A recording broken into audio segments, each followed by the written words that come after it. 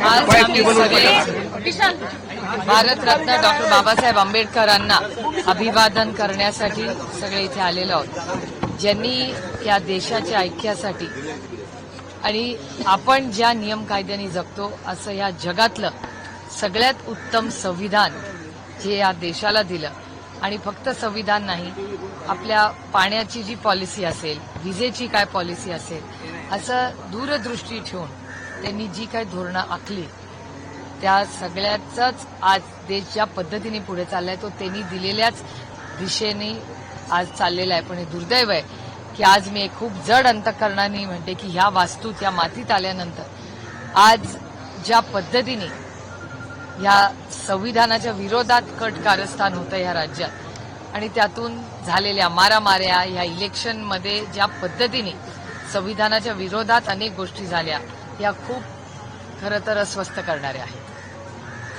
इथे राष्ट्रीय स्मारकाचा मुद्दा अनेक दिवसापासून प्रलंबित आहे. मुख्यमंत्री आजच्या सभेमध्ये म्हटलं की पुढच्या महापरिनिर्वाण दिनापर्यंत प्रयत्न करूया की राष्ट्रीय स्मारक पूर्ण करण्यासाठी. मला कळत नाही ते करण्यासाठी हिंदू मिलची जी जागा दिली त्याच्यानंतर हे स्मारक करायला एवढा उशीर का होतोय याचं उत्तर, मोठे मोठे रस्ते, इन्फ्रास्ट्रक्चर प्रोजेक्ट्स यांचे होतात, पण हे स्मारक जे आपल्या सगळ्यांचं श्रद्धेचं स्थान आहे, आस्थेचं स्थान आहे, ते का पूर्ण होत नाहीये, आणि याचं उत्तर खरं तर महाराष्ट्र सरकारला द्यावं लागेल. काही अहिल्यानगरमध्ये एक धक्कादायक प्रकार समोर आला. नृत्यांगणीने गळफास घेतलेला एका लॉजमध्ये. भाजपच्या संदीप गायकवाड कार्यकर्ता आहे, त्याच्याकडून दबाव होता लग्नासाठी म्हणून आत्महत्या केल्याचं प्रकरण समोर आलेलं आहे, त्याला अटक केली. मला काय आश्चर्य वाटत नाही, कारण का ह्या राज्यामध्ये भारत सरकार आणि महाराष्ट्र सरकार यांच्या डबल इंजिनच्या सरकारमध्ये भारत सरकारचा डेटा सांगतो की महिलांच्या विरोधात जे काही क्राईम आहे तो वाढलेला आहे. हा माझा विरोधक म्हणून डेटा नाहीये, हा भारत आणि महाराष्ट्र सरकारचा डेटा आहे. तर महाराष्ट्रामध्ये क्राईम वाढलेला आहे का? तर वाढलेला आहे, हे वास्तव आहे. आणि मग स्त्री भ्रूण हत्या असेल किंवा हुंडाबळी असतील किंवा हे नवीन अहिल्यानगरचं प्रकरण असेल, हे दुर्दैवी आहे की कुठल्याही महिलेला या राज्यामध्ये आज सुरक्षित वाटत नाही. मेरा भाईंदरमध्ये साकार करत असाल तरच तुम्हाला घर देऊ असं म्हणत मराठी माणसाला घर नाही. याचं उत्तर तुम्ही महाराष्ट्राच्या माननीय मुख्यमंत्र्यांना भेटला ना 10 मिनिटापूर्वी, त्यांना विचारलं पाहिजे. हे राज्याचे मुख्यमंत्री आहेत आणि ह्या राज्यामध्ये सगळ्यांना न्याय हा समान असला पाहिजे. तुम्ही काय खाता, काय करता, याचा काय संबंध कुणाशी? दादर रेल्वे स्थानकाचं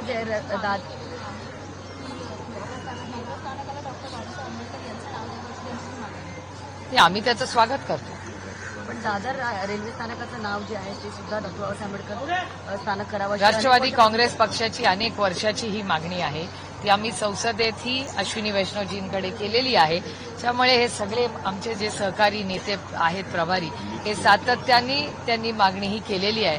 आमची अपेक्षा आहे की 10 वर्ष, हे 11 वर्ष झाली त्यांच्या सरकारला, आता 11 वर्षात आम्हाला अजून काही न्याय मिळालेला नाही. आता इंडिगो फ्लाईटचं जे काही सुरू आहे, गोंधळ सुरू आहे, अनेक प्रवाशांना त्याचा सामना करावा लागतो, लहान मुलं. इंडिगोवर ऍक्शन भारत सरकारने घेतली पाहिजे. आमची अपेक्षा होती की ज्या पद्धतीने करोडो लोकांना या गेल्या 2 दिवसात अडचणी झाल्यात, पार्लमेंटमध्येही हा मुद्दा आम्ही सगळ्यांनी उचललेला आहे.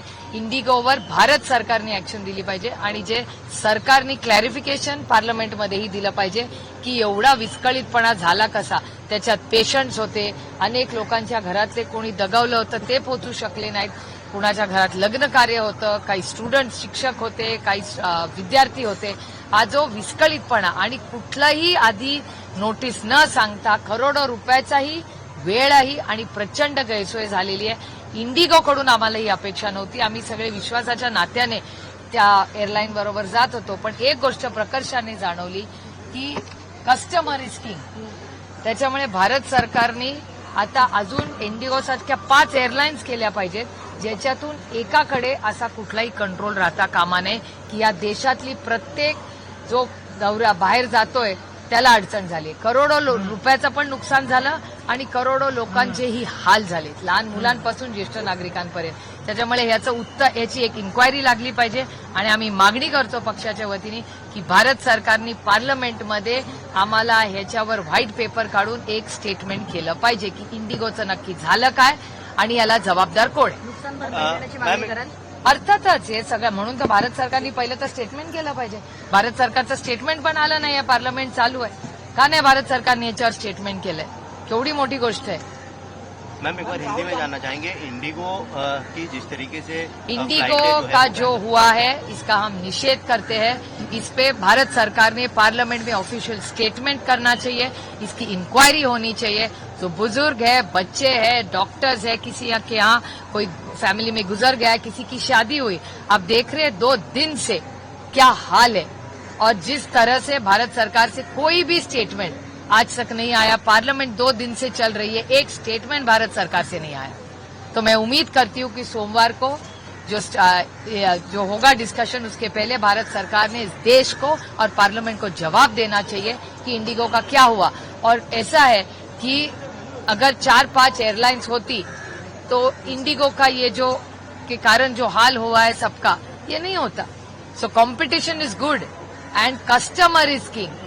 एक ऐसी एयरलाइन सबको जिस तरह से सबको बांध के रखा, ये किसी इकोनॉमी और देश के लिए और या बिजनेस के लिए ये अच्छा नहीं है. क्या आप जांच की मांग करेंगे सरकार से? बिल्कुल जांच तो होनी चाहिए. हमने मांग की है, पार्लियामेंट में भी कल इस पे हमने मांग की, लेकिन भारत सरकार से स्टेटमेंट नहीं आया. लेकिन जांच होनी चाहिए. मैम राहुल गांधी ने आज एक बार फिर कहा कि देश का संविधान जो है खतरे में, और पूरे देश की जनता वो तो है ना, आपने देखा होगा ना, आप ही के चैनल ने दिखाया. हर गली में लड़ाई हो रही थी 2 दिन पहले महाराष्ट्र में. फॉर्म जो इच्छा रही है वो सत्ताधारी, और जिस तरह से कैश पकड़ी गई, कितना कैश महाराष्ट्र में, इधर नोटबंदी हो रही है तो ये कैश आया कहां से?